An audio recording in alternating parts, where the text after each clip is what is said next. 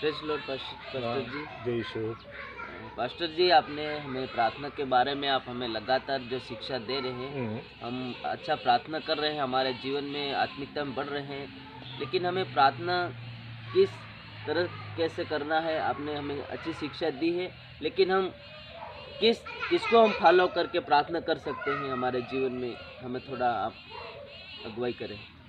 अच्छी बात है दिनेश, आपने किसको रोल मॉडल बनाना है प्रार्थना में और किसको फॉलो करना है बोला। हम हमेशा यीशु मसीह को ही फॉलो करना है। यीशु ही हमारा रोल मॉडल है। यीशु ने जो प्रार्थना करने के लिए सिखाया वही हमारा मॉडल है। यीशु हमारा रोल मॉडल है। यीशु का प्रार्थना ही हमारा रोल मॉडल है। यीशु ने जो प्रार्थना सिखाया, जो प्रभु का प्रार्थना बोलते हैं, ये हमारा पिता तू जो स्वर्ग में है, उसमें मेरा शब्द नहीं है, स्वार्थ नहीं है। उसमें हमेशा अमेरा बोलकर हमारा बोल के ही लिखा है। तो हमारा बोलना है, मेरा बोलकर स्वार्थ का प्रार्थना कभी अच्छा नहीं है ना। हमारा बोलना है। हमारा बोलने से परमेश्वर वो उसको सिखा रहा है हम सबके लिए प्रार्थना करना, स्वार्थ का प्रार्थना नहीं करना। यह है प्रभु की प्रार्थना में वो हमको सिखाया। उसने बोला एक अलग कमरा में बंद करके, उसका अंदर से बंद करके उस अलग कमरा में आप प्रार्थना करो बोला। तो हम हमेशा एक प्रार्थना करने के लिए एक अलग जगह को हम नियुक्त करना चाहिए, और समय को नियुक्त करना चाहिए और उस जगह का नियुक्त करना चाहिए। एक वचन हम पढ़ेंगे, इब्रानियों 5:7। यीशु ने अपनी देह में रहने के दिनों में ऊंचे शब्द से पुकार कर और आंसू बहा कर उससे जो उसको मृत्यु से बचा सकता था प्रार्थना और विनती की, और भक्ति के कारण उसकी सुनी गई। इस वचन में यीशु मसीह हमारा अच्छा रोल मॉडल का वचन है। ये इब्रानियों 5:7 वो अपने देह में रहने के समय में, मांस में रहने के समय में कैसे पिता से प्रार्थना किया, उस प्रार्थना को पिता ने सुना। हमेशा प्रार्थना करने के समय में हमारे पास 3 चीज का जरूरत है। एक परमेश्वर का वचन, दूसरा एक गीत किताब, तीसरा एक प्रार्थना का डायरी। प्रार्थना का डायरी और गीत किताब और वचन। पहले आप क्या करना है, आपको 1.5 घंटा प्रार्थना करना है, प्रभु के चरणों में बैठना है। आधा घंटा परमेश्वर की वचन को आप पढ़ो। उसके बाद एक आधा घंटा गीत गाओ, वचन गीत किताब से गीत गाकर परमेश्वर का आराधना करो। फिर इस डायरी में जो प्रार्थना का जो पॉइंट लिखकर उस पॉइंट के लिए दुआ करो। ये एक तरीका है। ये इसी तरीका को ही फॉलो करना ऐसी नहीं है, मगर ये एक उत्तम तरीका है। इसलिए आप बाइबल के अंदर में 650 बार प्रार्थना के बारे में लिखा है। 450 प्रार्थना को परमेश्वर तुरंत सुन लिया है। 25 बार यीशु मसीह ने प्रार्थना किया, तुरंत 25 बार प्रार्थना को सुनी गई। यीशु मसीह जो प्रार्थना किया उसको तुरंत सुन गई। तो अभी हमेशा मैं एक चीज़ आपको बताता हूँ। ये ATM कार्ड है, आपका ATM कार्ड सही है, आपका सीक्रेट नंबर सही है, ATM मशीन सही है, ATM मशीन के अंदर में पैसा है, आपका अकाउंट में भी पैसा है, मगर आप ATM कार्ड को उल्टा डाल दिया तो पैसा नहीं आएगा। इसलिए परमेश्वर के पास जाकर जो प्रार्थना करने के समय में हम हमेशा सही रीति से प्रार्थना करना जरूरी है। तो सही रीति से प्रार्थना करने से परमेश्वर तुरंत सुन लेगा। हन्ना की प्रार्थना के बारे में 1 सामुएल 1:10 में पढ़ते हैं। हन्ना ने प्रार्थना किया, एक पॉइंट बोलकर प्रार्थना किया, प्रभु मेरे को एक लड़का बच्चा दे।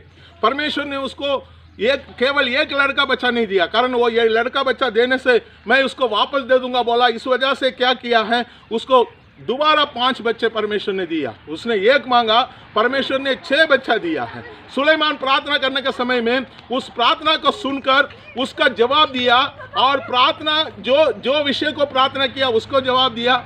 जो जिस विषय के प्रार्थना नहीं किया है, जो उसने मांगा वो भी दिया गया, जो नहीं मांगा वो भी दिया गया।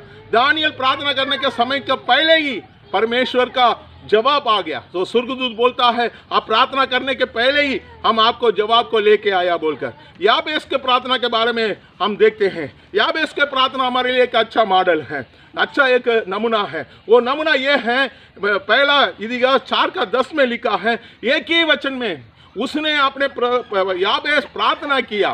प्रार्थना ऐसी प्रार्थना किया है, ये याबेस के बारे में लिखा है।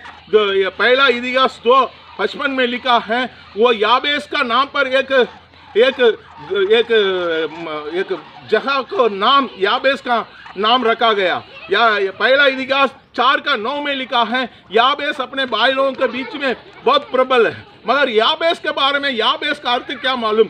वो दुख के साथ पैदा हुआ। उसका जो पैदा होने के समय में उसके माँ इसलिए उसका नाम याबेस रखा, वो बहुत दुख का समय था।